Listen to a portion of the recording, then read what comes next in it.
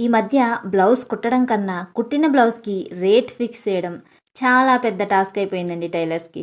ఎందుకంటారేమో, ఇంట్లో కూర్చుని పర్ఫెక్ట్గా బ్లౌజ్ కుడితే ఆ బ్లౌజ్కి 100 ఇవ్వడానికి కూడా జనాలు బాధపడిపోతూ ఉంటారు. అదే షాప్లో ఎలా పడితే అలా బ్లౌజ్ స్టిచ్ చేసి 500 అన్నా సరే నవ్వుతూ ఇచ్చేస్తారు. తక్కువకి కుడితే సరిగా కుట్టరేమో అని, ఎక్కువ మనీ తీసుకుంటే బాగా కుడతారేమో అని, ఇంట్లో కూర్చుని కుడితే అస్సలు కుట్టరేమో అని, షాప్ పెడితే బాగా కుట్టేవాళ్ళేమో అని అనుకుంటూ ఉంటారు. అసలు మ్యాటర్ ఏంటంటే, ఇంట్లో స్టిచ్ చేసినా ఈదిలో స్టిచ్ చేసినా మొత్తానికి బ్లౌజ్ స్టిచ్చింగ్ అయితే ఒకటేనండి. మీకు ఎవరి దగ్గర స్టిచ్చింగ్ పర్ఫెక్ట్గా ఫిట్గా ఉంటుందో వాళ్ళ దగ్గర అయితే స్టిచ్ చేయించుకోండి.